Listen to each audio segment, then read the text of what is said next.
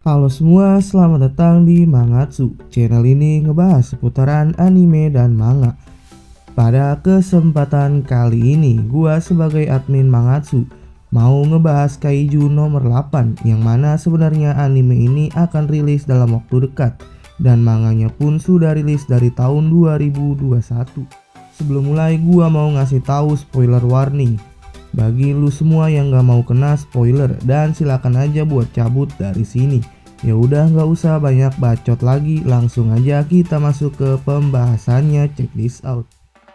Diawali dengan datangnya seekor kaiju ke negara Jepang dan menjadikan Jepang sebagai negara dengan jumlah insiden kaiju tertinggi di dunia. Kepanikan pun dimulai karena akan kehadirannya seekor kaiju telah muncul di kota Yokohama, prefektur Kanagawa. Seorang pembawa berita berbicara agar semua penduduk yang ada di area untuk segera dievakuasi. Tetapi gambar berikutnya telah ditunjukkan bahwa kaiju tersebut berhasil dikalahkan, dan sang pembaca berita pun memberitahu bahwa pertahanan tingkat 6 tidak ada bahaya tsunami terdeteksi.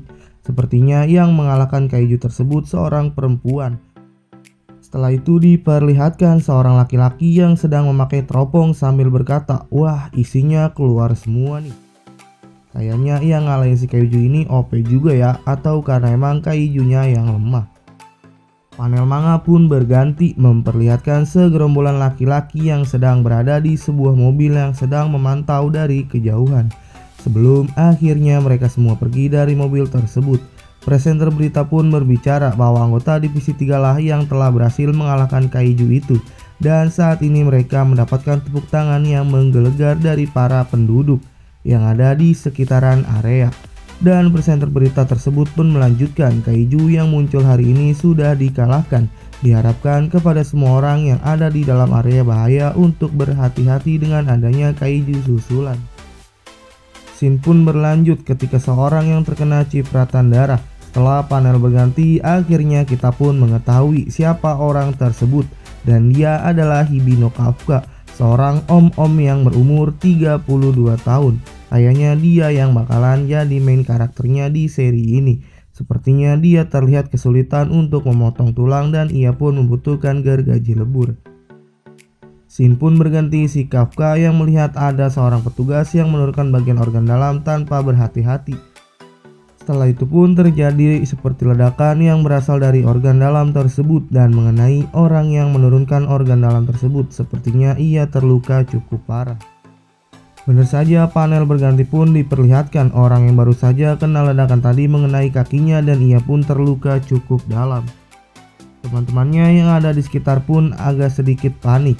Scene berganti pada Kafka yang berbicara bahwa divisi 3 lah yang selalu menghancurkan kaiju sampai berkeping-keping. Dan Kafka pun beropini kalau itu menjadi sangat berbahaya karena sangat sulit untuk membedakan organ yang berbahaya. Kafka pun berbicara dalam hatinya bahwa dia dan timnya bertempur di balik layar melawan kaiju. Panel berganti memperlihatkan kaiju yang tadi udah dikalahin. Si Kafka pun melanjutkan monolognya. Bagaimana bisa kaiju sebesar ini bisa selesai dalam waktu 1 minggu? Dan scene pun berganti kepada salah seorang petugas yang berbicara kepada Kafka untuk ia pindah posisi karena ada tempat yang kosong. Kafka pun menjawab ada di area mana, di bagian pencernaan. Kafka pun terkejut dan ia tak mau, tapi orang yang menyuruhnya untuk pindah sudah mendapat izin dari atasan. Setelah itu pun ada dialog antar dua temannya si Kafka. Mendengar tugas si pencerahan itu selalu yang terburuk, temannya pun bilang, "Bayangkan saja apa yang akan kau temukan di sana. Pokoknya hari saat kau dapat tugas di zona pencernaan." Selanjutnya pun si Kafka terlihat masih kesal atas pemindahan tugas tersebut. Dan Kafka yang telah sampai di bagian pencernaan terlihat enek melihat pemandangan yang ada di sana, dan ia pun serasa ingin muntah. Scene pun berganti kepada Kafka yang melawan keenakannya itu dengan membersihkannya. Panel pun berganti memperlihatkan apartemen di malam hari dan ada suara kunci yang jatuh, dan memperlihatkan si Kafka yang capek membersihkan kaiju dan ia merasa bahwa baunya masih tercium.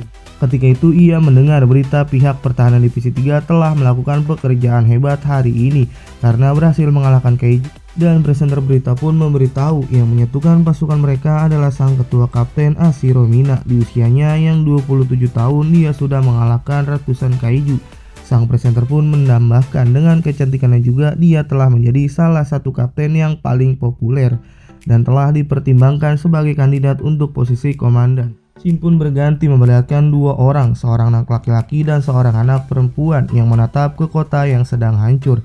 Panel berganti kepada seorang anak perempuan yang berkata, "Bersama kita musnahkan semua keiju." Dan scene berganti kepada Kafka yang mempunyai raut wajah penyesalan sambil berkata, "Kenapa aku ada di sini?" Panel berlanjut, si Kafka yang tiba-tiba kesal akan pemikirannya tersebut, ia pun terbaring di kasurnya dan dia bermonolog, "Pembersihan pekerjaan yang penting, aku punya apartemen yang layak dan aku pun bisa makan apapun yang aku mau. Itu harusnya cukup untuk siapapun." Panel pun ditutup dengan tidurnya si Kafka. Akhirnya pun kita diperlihatkan markas utama pembersih kaiju profesional, tempat dimana si Kafka bekerja selama ini. Scene berganti kepada Kafka yang mengeluh penat sampai kepalanya pusing karena berita yang kemarin ia dengar. Kafka pun masuk ke dalam markasnya sambil disambut dan dipanggil untuk mendekat. Kafka pun diperkenalkan kepada seorang pekerja paruh waktu yang baru saja masuk ke divisi pembersih kaiju.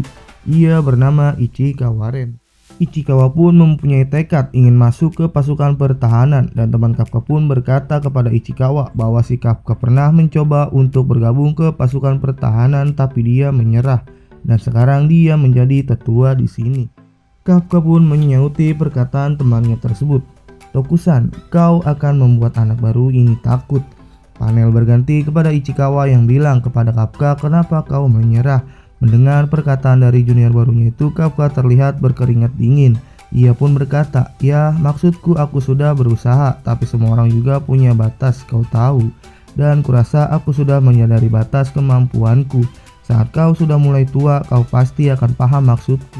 Sebelum Kafka melanjutkan kalimatnya, Ichikawa langsung menyautinya dan bilang, "Tidak, aku tak akan menyerah." Panel berganti. Setelah mereka berdua saling adu argumen, Ichikawa meninggalkan Kafka dan akan segera ganti seragamnya. Tokusan pun mengira mereka berdua itu bisa akrab. Kafka pun marah dengan pernyataan dari juniornya tersebut, kalau dia akan terlihat buruk walau menjawab apapun. Scene berganti ke langit yang akan dimulainya tugas pembersihan. Panel berganti memperlihatkan tim pembersih kaiju yang sedang bersiap sambil dibagikan tugasnya masing-masing. Grup Tokusan yang akan bekerja dengan orang dari Ida Demolition untuk meledakkan lengannya, dan dari kontrak jaringan otot yang paling utuh akan diberikan kepada Takatsuki Kaihatsu. Tim Mitsuike akan melanjutkan pembersihan kerangka tulang yang utuh akan dikirim ke Izomotex. Tim Shimura akan memisahkan kaki dan semuanya akan dibuang. Scene berganti kepada Ichikawa yang mendapatkan bagian di pencernaan. Kafka pun meledekinya, tetapi scene selanjutnya Kafka juga mendapat bagian pencernaan. Kafka pun sempat protes karena dapat bagian itu 2 hari berturut-turut. Panel berganti kepada Kafka yang sangat bersemangat untuk membersihkan. Temannya pun memuji Kafka karena menjadi anggota tim yang bagus. Scene berganti kepada tim pembersih yang sedang melakukan istirahat dan diperlihatkan Ichikawa yang terlihat enek karena ia mendapat bagian pencernaan. Panel berganti kepada Kafka yang berbicara kepada Ichikawa yang tak mau makan siang. Ichikawa pun menjawab kalau dia tidak bisa makan apapun. Kafka pun memberikan sebuah makanan kepada Ichikawa dan menyuruhnya untuk dimakan. Kafka bilang kalau kamu harus makan walau memaksa, jika tidak kau tak akan bertahan siang ini. Panel selanjutnya Ichikawa yang menolak pemberian dari Kafka dan Kafka pun menyuruh Ichikawa untuk memakai penutup hidung dan menjadi lebih baik. Ichikawa pun tetap tidak mau menerima saran dari Kafka. Scene berganti kepada Kafka yang kesal kepada Ichikawa yang tidak mau memakai penutup hidung yang telah Kafka sarankan. Panel ditutup dengan ucapan terima kasih dari kepala pembersih kaiju. Panel berikutnya menunjukkan tim Kafka yang sudah mulai pamit duluan karena tugas telah selesai. Kafka pun berbicara kepada Ichikawa, "Setidaknya kita sudah melewati bagian yang paling menjijikan." Setelah itu Ichikawa pun memanggil Kafka. Dan Kafka yang kaget mendengar panggilan dari Ichikawa merasa kalau si Ichikawa ini mau balas dendam kepadanya. Panel berganti pada Ichikawa yang berterima kasih kepada Kafka yang telah membantunya untuk melewati hari pertamanya. Kafka pun syok mendengarnya dan tidak memberikan balasan jawaban dari Ichikawa. Panel berikutnya Ichikawa yang pamit pulang memberitahu kepada Kafka kalau saja pasukan pertahanan menaikkan batas usia pendaftaran untuk anggotanya menjadi 33 tahun. Karena menurunnya tingkat kelahiran dan Ichikawa melanjutkan. Tapi kau terlihat sangat sedih saat tadi kau membicarakan soal kenapa kau menyerah. Sambil berbalik badan, Ichikawa melanjutkan, semua itu tetap sama bagiku. Jadi jika aku salah memahamimu, maka terserah padamu jika kau mau menyerah. Kafka yang dari tadi hanya diam pun baru memanggil Ichikawa dan berterima kasih kepadanya. Dan Kafka menambahkan, kau ternyata orang yang lebih baik dari yang kuduga. Sambil tersipu malu, Ichikawa pun membalas perkataan Kafka, sudah kubilang bukan itu maksudku. Dan panel akhir pun menunjukkan kaiju yang telah muncul tepat di belakang Ichikawa yang tadi sedang berbicara kepada Kafka. Nah, udah kelar juga nih pembahasan chapter pertama ini. Cukup panjang juga ya. Udah ya, sampai sini dulu untuk pembahasannya. Oh iya, gua ada link traktiran. Kalau lu orang mau mendukung gua, silakan aja traktir. Linknya gue taruh di deskripsi. Support terus akun ini dengan like, comment, share, and subscribe. Adios, kaleng kerupuk Bapak Caniago.